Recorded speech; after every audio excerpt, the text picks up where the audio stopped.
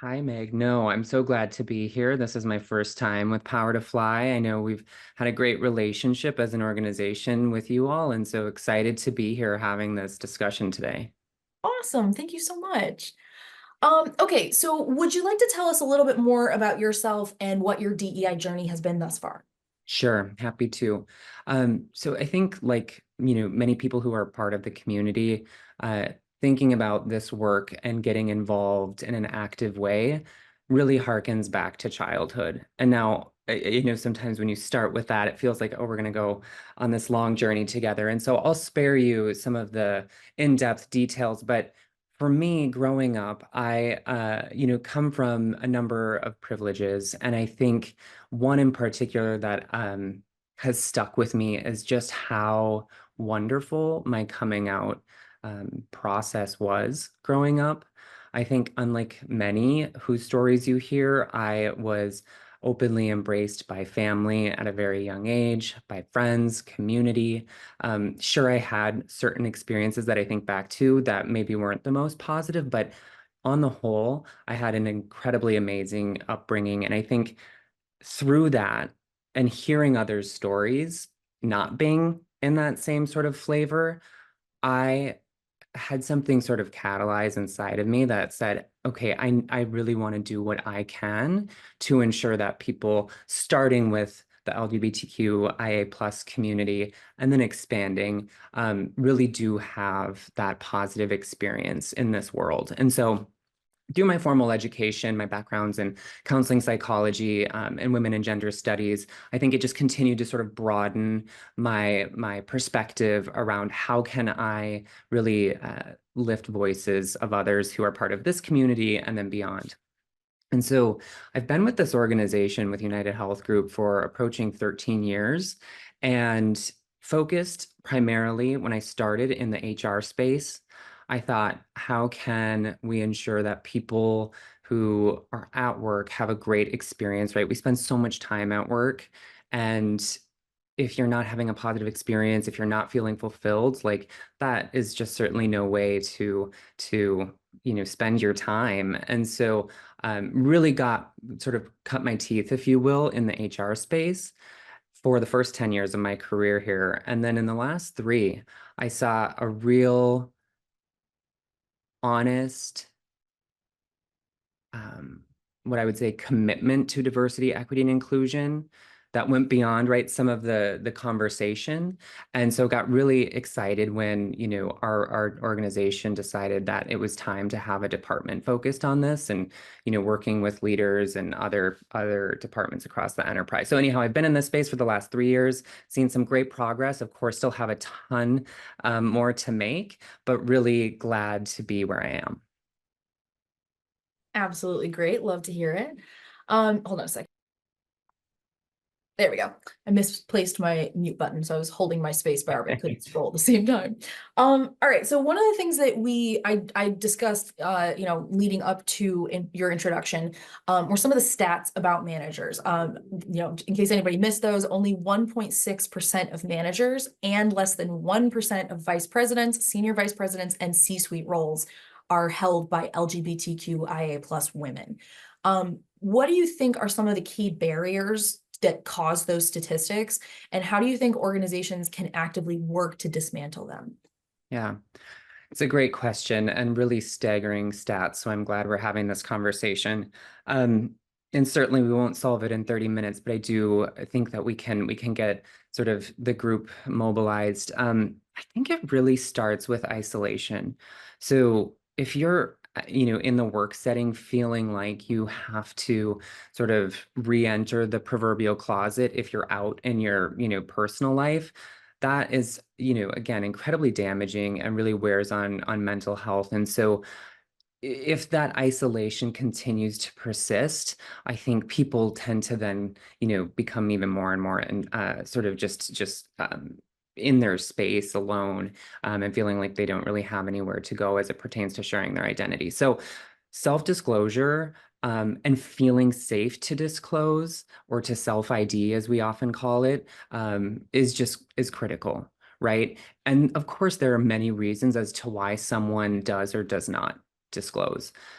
the one that I think ties directly to this question that I'd like to speak to is a real lack of representation, which you just mentioned, Meg, and the statistics. And so for employees, if they look across the enterprise and look up, so to speak, right, at some of those senior leadership ranks and don't see themselves or a version of themselves in those seats, it feels like even if the message is one of we appreciate and we value everyone and we value diversity, there's sort of a say-do gap, as I like to refer to it.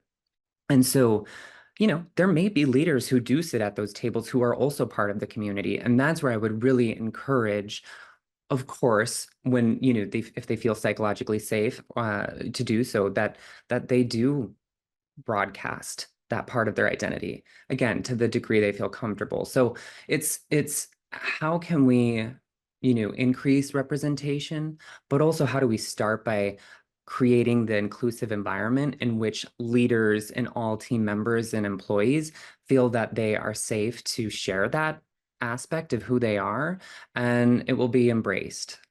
So that's one component, and when I think of maybe those in the audience going, well, I don't know where to go with that, or how do we start sort of the flow of talent moving through the organization up to the leadership ranks.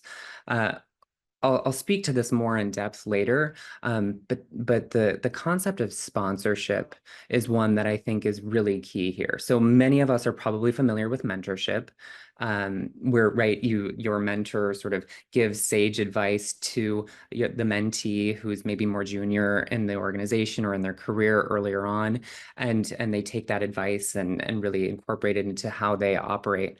With sponsorship, it's connecting your sort of relationship capital, your brand, and tying it to someone. So as a senior leader saying, hey, let's just use this example, right? Like, Meg, you're a senior leader in this organization. You know that Lukas is part of the community and a really strong performer. How can I, when I'm sitting around leadership tables and discussions of opportunities come up that seem to fit within his skill set or his potential, like how am I advocating for him to, be part of the consideration process? So that sponsorship piece, again, which I'll talk to more later, is one that I think is a huge game changer, excuse me. And then two more I'll comment on. Supportive policies. This is one that, if your environment, if the organization's policies are not inclusive towards the LGBTQIA plus community to all, that's another signal you're sending directly to your employees that, will cause them to shut down. And really, I've commented on this a couple times, but that inclusive culture, you've probably heard the quote, "Culture eats strategy for breakfast." And if you haven't, it's certainly one of my favorites. The ways in which we interact with one another set the stage for the culture and how ultimately people feel at the organization.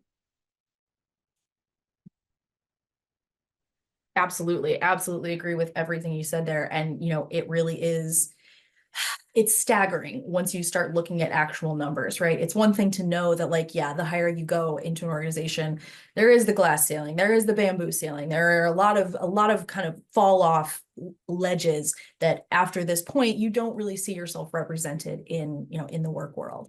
And I think that especially when it comes to women, there's already a ton of intersectionality and a lot of stuff that goes on in workplaces politically when it comes to just the gender binary, let alone then bringing into it all of the identities and concerns and needs of a demographic as disparate as the LGBTQIA plus bandwagon. So I think that you made some really, really good points there, and really appreciate kind of you calling out different areas that these issues could be better addressed, probably. All right. What do you see as the difference, the key difference at least, between management and leadership? Personally, I see it as coming from power versus from not, but I want to know what your take is. What's interesting, and happy to, peel this back further, Meg, as we're thinking about it. Because when I was thinking about this question, I'll let me just answer it and then we can go from there. So when I think about leadership, like in its purest form and management in its purest form, I really think of leadership as in terms of the business context, like setting a vision, inspiring others, driving change, really focused on the people in an organization and the relationships, on how, we influence one another, how we get work accomplished, and on really sort of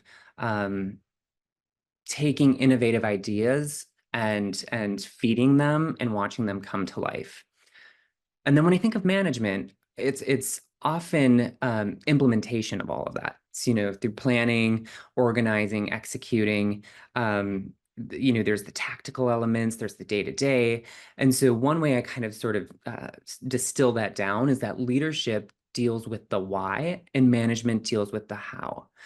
I'll make one other comment, but then I want to pull it into the context of this conversation. So I don't know about those of you listening. I feel, in my own anecdotal experience, I've heard sort of a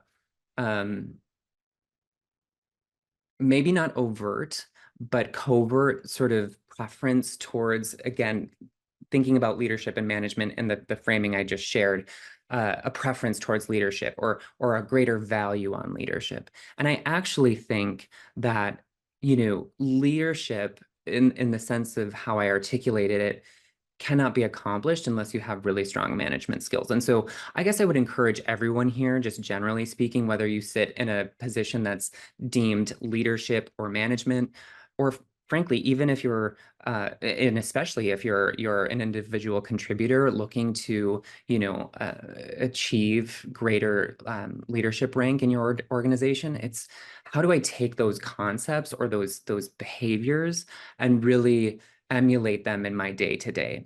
So that's sort of how I was thinking of it, Meg. But as it pertains to this community, whether you're, a leader who identifies as part of the community or an ally, I would highly encourage you to take that opportunity to recognize your inherent influence and advocate for this group, advocate for all groups from underrepresented backgrounds.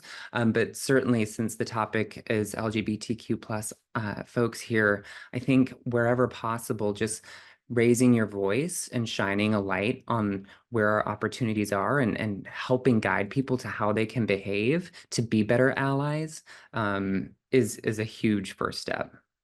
Yeah, I don't I know, very Meg, much. if that touched on what you were, Yeah, yeah, meaning to get at absolutely. there.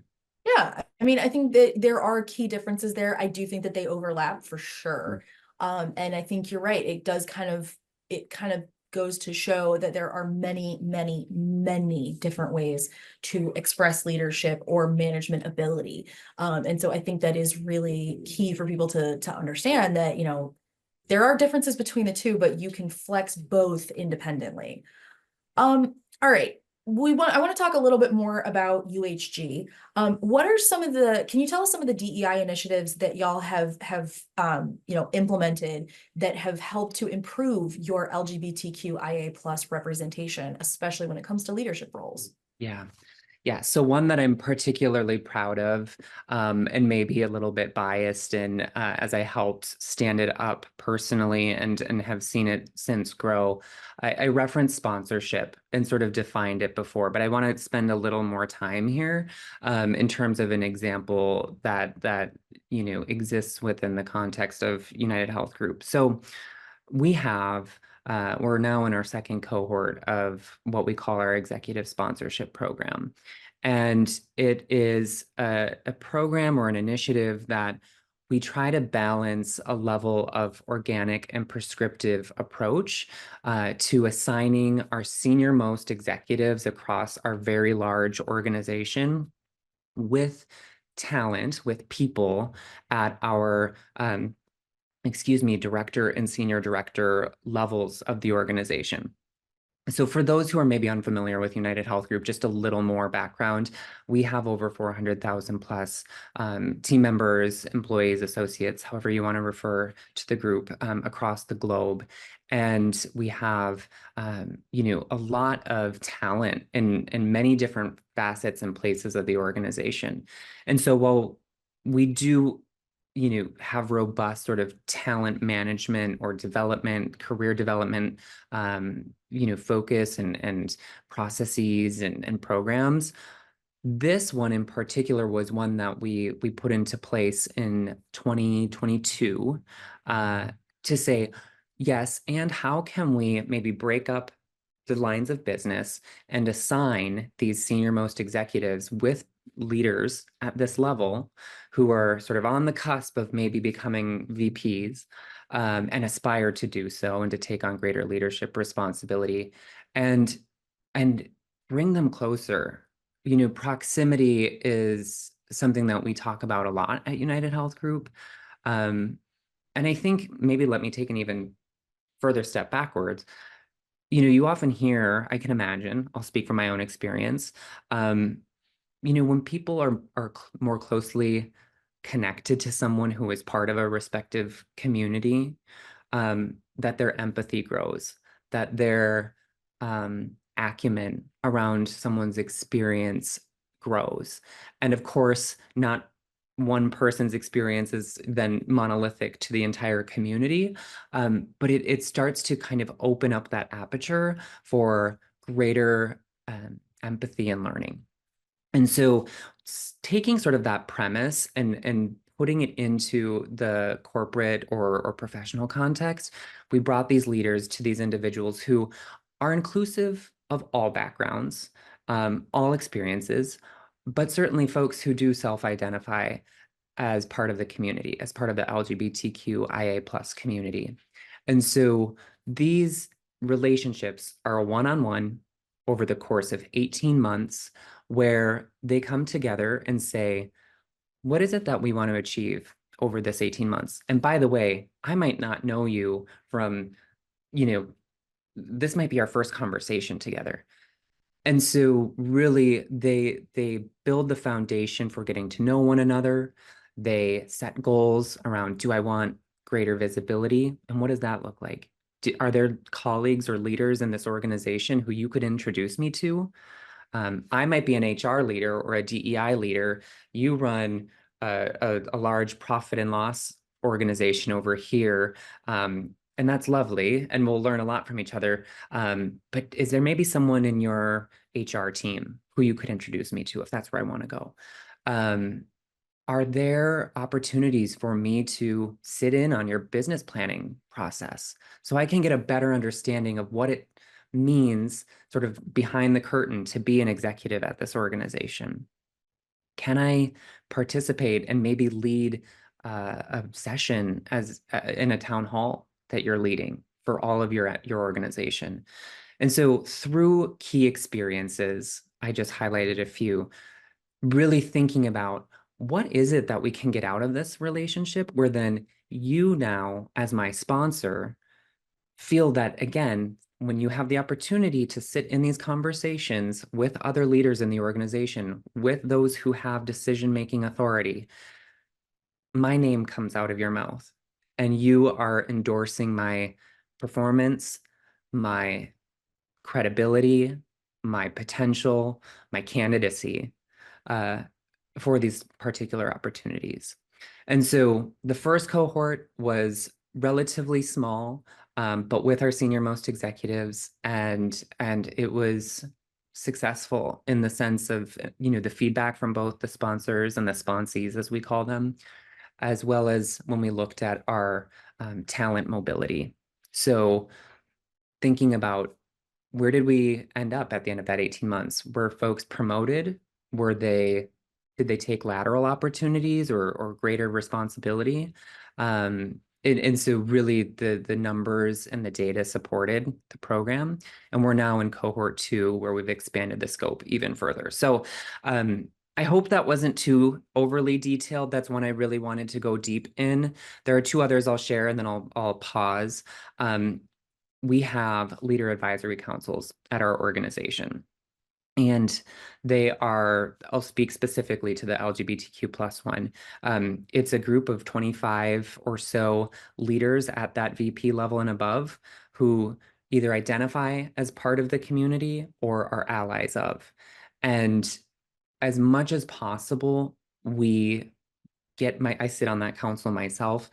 We sit or we cast a light on this group and make ourselves visible to others in the organization so that thinking back to that conversation about representation, you have a cadre of leaders who say, hey, I'm part of this community, and I've had success as you would, maybe just define it in my career.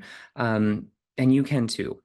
And then employee resource groups. I think a lot of folks are familiar with ERGs, but it's something that at UnitedHealth Group just we didn't have until relatively recently, and we've seen membership grow. And so connecting those leaders with the advisory group, excuse me, with the ERGs, having an executive sponsor over all of it really has helped us realize some success in this space. So Meg, I hope that wasn't too long-winded, but that's what I would No. share. Never too long-winded. I love, love, love when people help fill the space. No, I think that you made some really, really good points, and I love the kind of dive back into, sponsorship and mentorship, because that is one of those things we talk about, like when we're talking about personal brand, it's what you want people to say about you when you're not in the room.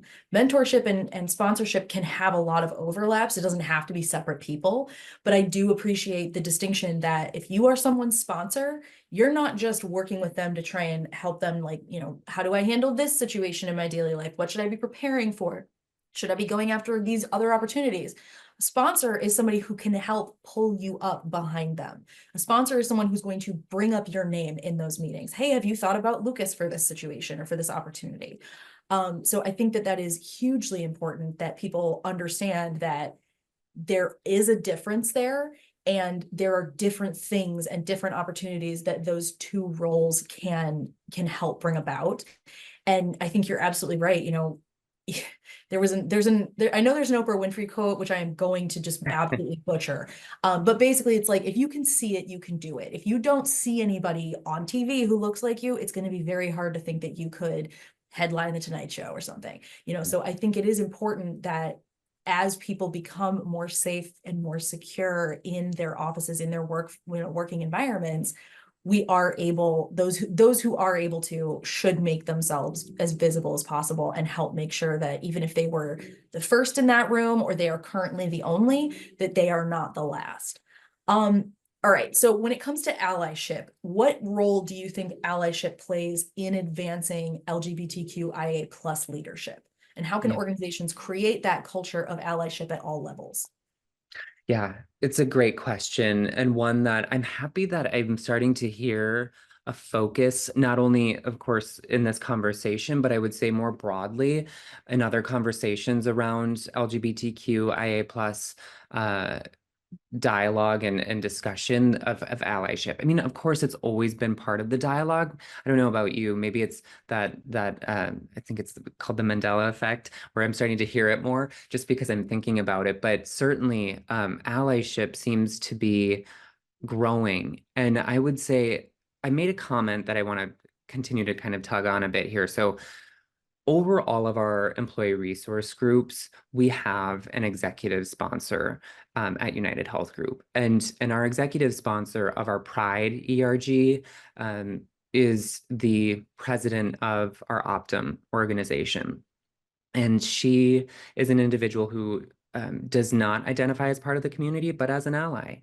And when I tell you the last time the Leader Advisory Council came together, for a full day session, and she spent a good amount of time with us, taking copious notes, listening, just listening.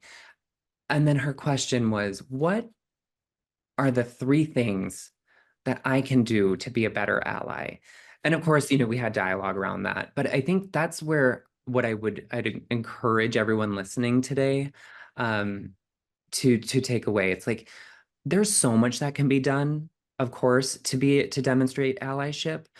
And I think oftentimes people feel a little bit frozen or stuck when it feels like there's just too much to achieve, or I'm just a little bit unsure as to where to start. And so if we can really simplify it, this really complex topic, and help people in consumable bites know what it means to model good allyship behavior, active Yes. allyship, that's where I think we'll really start to see some gains from this group. So for instance, and I know this is one that we talk about a lot in our community, um, but I think it's so profound is having, your personal pronouns listed, opening with that. I don't think I opened with them today because I saw them in my Zoom title. But for me, I'll speak from my own experience. When I see, especially someone who I don't, to my knowledge, know is part of the community, um, have their pronouns listed, I immediately feel just safer to be a little bit more of my authentic self. And so that's where I know we're coming on time, and I'm again being a little more verbose here, but I think what I would leave you with in this is how can leaders, how can everyone really think of those one, two, three behaviors that can be done to really walk the talk of allyship. Yeah, I think you made like several really good points. And I think that that's something that I think about too when it comes to allyship. Like, I am not a member of the LGBTQIA plus, family, but as an ally, like you said, it has to be a verb. It has to be something that is actively being done. One of the couple benchmarks that I like to follow, first and foremost, am I centering myself in the conversation or not? Because if you are trying to figure out what someone else needs, you should be talking about them and to them, not about yourself. And then the other thing that I like to take a look at is how performative is this? Being an action being performative in nature is not the worst thing about it, depending on what that action is. But if you're putting way more effort into the presentation of this action as opposed to what you're actually doing with it, what's being accomplished, that's where you, as an ally, need to take a closer look at what you're doing. And then honestly, I would add a third one, which is ask questions more than you make statements. Ask I questions, love ask that. clarifying questions, because you don't know what you don't know until you ask. So I think if you do consider yourself within the allyship community, make sure you're doing something with it. You can't just rest on your laurels here. It is something that we need everybody working towards. Lukas, Really we well. are at time, but thank you so much. This has been wonderful. I really, really appreciate you sharing your time with us today. Thanks so much, Meg. Thanks, everyone.